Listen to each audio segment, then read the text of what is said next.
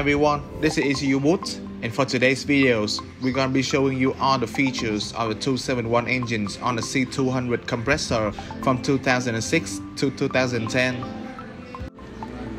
So the Mercedes-Benz M271 was an inline 4-cylinder petrol engine that was first introduced in 2002 and replaced the M111 engines.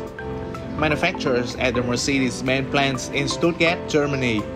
The M271 engines had a cast aluminum block with cast-in iron cylinder liners and a cast aluminum cylinder head, factory split forged steel connecting rods, double overhead camshaft driven by a single roller change, independent intake and exhaust camshaft timing, and 4 valves per cylinder. The M271 engines has a conventional port injections.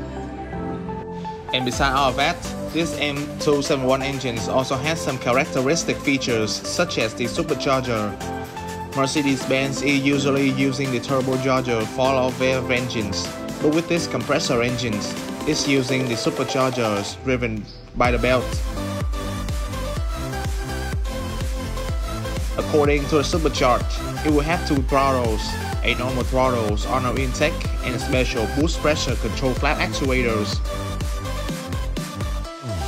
We've made a very detailed video on what it is, how to test them, and even its affected on our accelerations. The boost will go through the radiator and into the second intake manifold.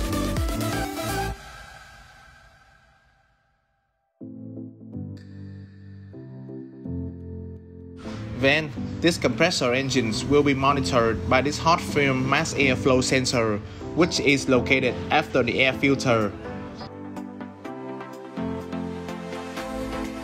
And before entering our intake manifold, we will also have a mass air pressure sensor to help monitoring our fuel efficiency.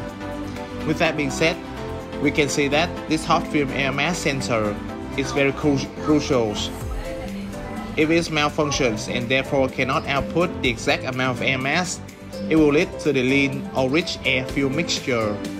We can also have a video on how to check it and its specifications on our playlist. You should watch it to get more information. And moreover, the M271 engines is having a system that will help heating the catalytic converter faster, similarly to the M272 engines, but instead of using an air pump, the M271 engines will take the air directly from the intake airflow after the supercharger. The air then passes through a flap actuator which is operated by this solenoid. The ECM controls the operation of this solenoid in order to open and close the flap actuators to guide the air entering our exhaust manifold. This air helps heating up the catalytic at faster rate.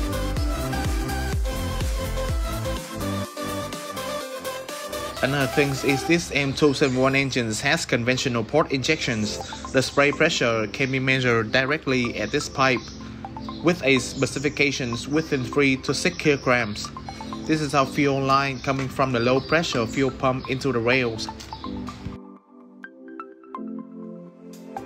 And beside all of that, this engine is not different from other engines.